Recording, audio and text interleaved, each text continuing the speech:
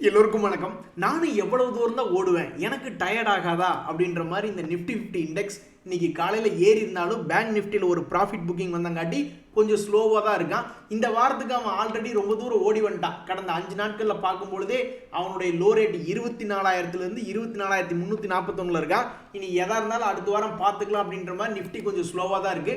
அதனால ஒரு பிரச்சனை இல்லை என்பதே என்னுடைய கருத்து.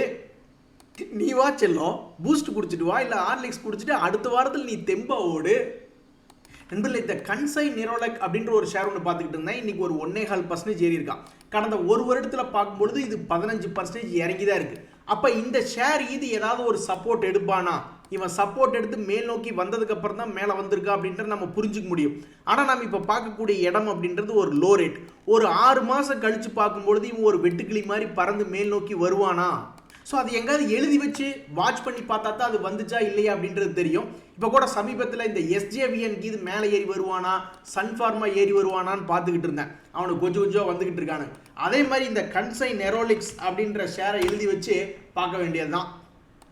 அது ஏற்கனவே எழுதி வச்சு பார்த்துக்கிட்டு இருக்கேன், மறுபடியும் தொடர்ந்து பார்த்து கொண்டே இருக்க வேண்டியதான். நண்பர்களே, இந்த சமயத்தில் டாடா ஸ்டீலுக்கு ஒரு சந்தோஷமான செய்தி வந்திருக்கு. காலையில் கொஞ்சம் பாசிட்டிவ்ல தான் இருந்த டாடா ஸ்டீல்.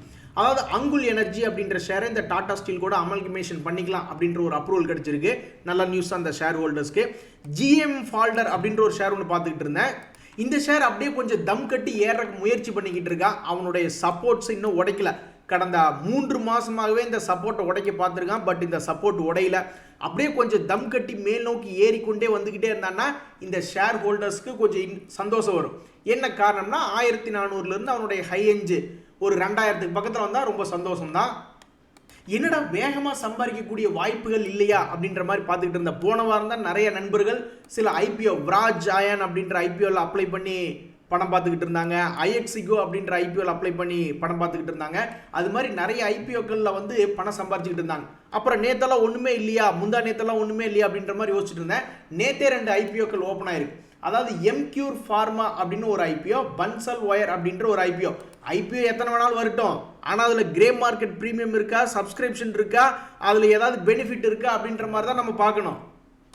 இந்த எம்கியூர் ஃபார்மா அப்படின்ற கம்பெனி பொறுத்த வரைக்கும் இந்த IPO வந்து 1008 ரூபாய்க்கு இஷ்யூ பண்ணுறாங்க. அது என்ன அவ்வளோ பெரிய அப்பா டக்கர் கம்பெனி அப்படின்ற மாதிரி நீங்கள் வச்சிங்கன்னா, ஃபர்ஸ்ட் ஆஃப் ஆல் இது ஒரு ஃபார்மா ஃபோக்கஸில் இருக்கக்கூடிய கம்பெனி. அது மட்டும் இல்லை, இவங்களுடைய லாபத்தெல்லாம் பார்த்தீங்கன்னா அடேங்கப்பா அப்படின்ற மாதிரி தான் இருக்கும்.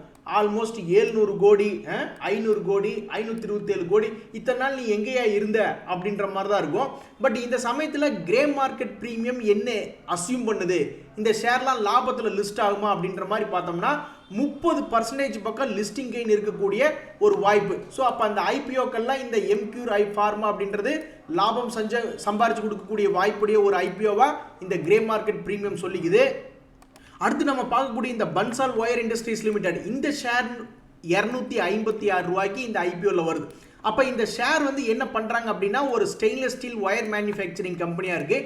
இவங்களுடைய லாபமெல்லாம் எப்படின்னா ஓரளவுக்கு ஓகே, நஷ்டம் இல்லாத கம்பெனி தானே, ஓரளவுக்கு லாபம் அப்படின்ற பண்ணிட்டு இருக்காங்க. சரி, ஷேர் மார்க்கெட்டில் என்ன எதிர்பார்க்குறாங்க, கிரே மார்க்கெட் ப்ரீமியம் வந்து ஷேர் மார்க்கெட்டில் வந்து லிஸ்ட் ஆகும்பொழுது எவ்வளவு தூரம் வரலாம் அப்படின்ற மாதிரி பார்த்தோம்னா இதுவும் ஒரு 23%ன்றது என்னை பொறுத்த வரைக்கும் ஒரு பார்டர் மார்க். ஒரு 25 அல்லது ஒரு 30% லிஸ்டிங் கெயின் கிடைக்கிற மாதிரி இருந்ததுனா தான் கடைசிக்கு எப்படி ஒரு 10-15 கிடைக்கும் அப்படின்றத நம்ம கடந்த காலத்தில் பார்த்துட்டு இருந்தோம். இதே ஒரு 40% அப்படின்ற மாதிரிலாம் கிடைக்குதுன்னு வச்சுங்களேன். இந்த பாருங்க எம்கியூர் ஃபார்மா அப்படின்றதெல்லாம் ஆல்மோஸ்ட் 32%. அதுவும் இல்லாமல் அவனுடைய கிரே மார்க்கெட் ப்ரீமியம் வந்து வளரும் பருவத்தில் இருக்குது, அப்படியே ஏறிக்கிட்டே இருக்கு. அப்போ இது போன்ற என்னை பொறுத்த வரைக்கும் இப்போ இந்த 2 IPOவையும் கம்பேர் பண்ணோம்னா ரெண்டுமே ஓரளவுக்கு சுமார். அதில் பெஸ்ட் வந்து என்னை பொறுத்த வரைக்கும் இந்த எம்கியூர் ஃபார்மா அப்படின்றது இன்னைக்கு நிலவரம். நாளைக்கு கூட இது க்ளோசிங் ஆகிடும். ஸோ அப்போ நாளைக்கு வரைக்கும் இதே மாதிரி தொடர்ந்து ஏறுமுகமாக இருக்கா இதனுடைய கிரே மார்க்கெட் ப்ரீமியம் எல்லாம் அப்படின்றது பார்க்க வேண்டியதாக இருக்குது. நண்பர்களே, இந்த சோபா ரைட்ஸ் இஷ்யூனுடைய கடைசி நாள் இன்னைக்கு அப்ளை பண்ணாதவங்களுக்குலாம் இந்த RE ரைட்ஸ் என்டர்டெயின்மெண்ட் அப்படின்றது 0 பிரைஸ் ஆகிடும். நண்பர்களே, இந்த பாலிசி பஜார் அப்படின்ற ஷேர் வச்சிருக்கீங்களா, இதெல்லாம் நீங்கள் உன்னிப்பாக கவனிக்க வேண்டிய இடம். இந்த ஷேர்லாம் இன்னைக்கு காலையில் லோ ஆல்மோஸ்ட் 1405 ரூபா வரைக்கும் போயிட்டான். இப்போ ஒரு 35 ரூபா ரெக்கவரி ஆயிருக்கான். ஏன் இந்த ஷேரை தொடர்ந்து கண்காணிக்கணும் அப்படின்னா இது ஆல்ரெடி ஒரு மிகப்பெரிய ஒரு யூட்டர்ன் போட்டு மேல் நோக்கி ஏறி இருக்கான். அப்போ இனி அடுத்து வரக்கூடிய ட்ரெண்ட் இன்னொரு 1 வருஷம் அல்லது 6 மாதம் கழித்து பார்க்கும்பொழுது இப்படி இருந்துட்டா ரொம்ப சந்தோஷம். ஆனால் அதே சமயம் மறுபடி இப்படி வந்துட்டான்னா அப்போ 6 மாதம் ஒரு 3 வருஷம் அல்லது 1 வருஷம் பொறுத்து இருந்து 400 ரூபாயிலிருந்து 1400 ரூபா போனதெல்லாம் அப்புறம் கண்ணு முன்னாடி மறுபடியும் 400 ரூபா வந்து எல்லாமே பேப்பர் ப்ராஃபிட் ஆயிரும். ஸோ இது மாதிரி சமயத்தில் ஷேர் மார்க்கெட்டில் என்ன பண்ணுவாங்க அப்படின்னா இந்த இடத்துல வாங்கினவங்கலாம் ட்ரெயிலிங் ஸ்டாப் லாஸ் கான்செப்டில் போட்டு நகர்த்திக்கிட்டே வருவாங்க. ஸோ இந்த ஷேர் வச்சிருக்கிறவங்களுக்கு இந்த தகவல் உபயோகமானு பாருங்க. ஒரு குறிப்பிட்ட முக்கியமான ப்ரைஸ் ரேட்டில் இந்த பாலிசி பஜார் அப்படின்றது ட்ரேட் ஆகிட்டு இருக்கு. நண்பர்களே, இந்த விஐபி இண்டஸ்ட்ரி ஷேர் யாராவது வாங்கி வச்சிருக்கீங்களா? ஆண்டவா, எப்படியாவது எங்கள் ஷேரை தூக்கி விடு, பேர் மட்டும் விஐபின்னு வச்சிருக்கான் ஆனால் அவன் விஐபியாவே இல்லை அப்படின்ற மாதிரி இந்த ஷேர் ஒரு குறிப்பிட்ட ட்ரேடிங் பேட்டர்னில் ட்ரேட் ஆகிக்கிட்டு இருக்கு. அப்போ அடுத்தது இந்த இடத்துல சப்போர்ட்டில் இருக்கா. கூடிய விரைவில் ஒரு 700 ரூபா அப்படின்ற மாதிரி இந்த பேட்டர்ன் படி வந்துருச்சுன்னா இந்த ஷேரை வச்சிருக்கிறவங்களுக்கு ரொம்ப சந்தோஷம் வரும். நண்பர்களே, இந்த பந்தன் பேங்க் அப்படின்ற ஷேர் பாவங்க, ஒரு ரோஜா மொட்டு பூப்பதற்குள்ள அதை பறிச்சு காலில் போட்டு மிதிச்சிருச்சு இந்த ஷேர் மார்க்கெட். அதாவது இந்த பந்தன் பேங்க் இங்கிருந்து நல்ல அழகிய அளவில் மேல் நோக்கி ஏறி வந்திருக்கலாம். ஆனால் இன்னைக்கு என்ன ஆச்சு, அவங்களுடைய பிஸ்னஸ் அப்டேட் கொடுத்துருந்தாங்க. அவங்க கொடுத்த பிஸ்னஸ் அப்டேட் பார்த்து பரவாயில்லையே, டெபாசிட்ஸ் எல்லாம் அதிகமாக இருக்கே அப்படின்ற மாதிரி இந்த பந்தன் பேங்கை கொஞ்சம் காலையிலேயே பாசிட்டிவ்ல தான் வச்சிருந்தாங்க. அப்புறம் என்ன நினைச்சாங்களோ இந்த மொட்டை பிடிச்சி கருக்கி விட்டாங்க பாவம்.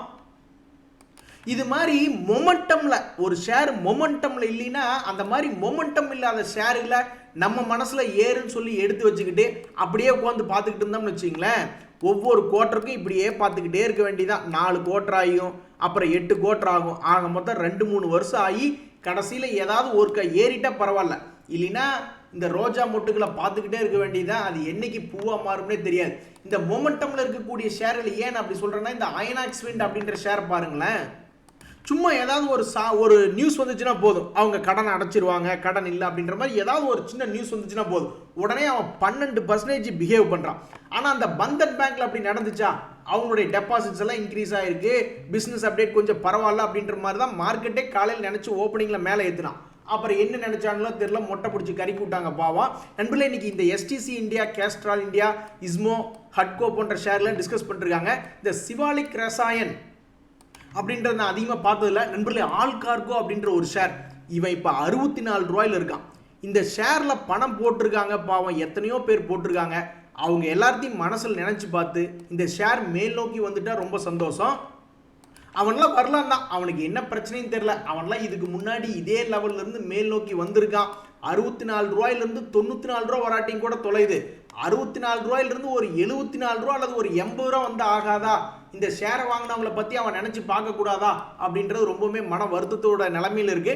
பட் இருந்தாலும் மேபி இந்த இடத்துல ஒரு நல்ல சப்போர்ட் தான், மேல் நோக்கி வந்துடுச்சுன்னா ரொம்ப சந்தோஷம்.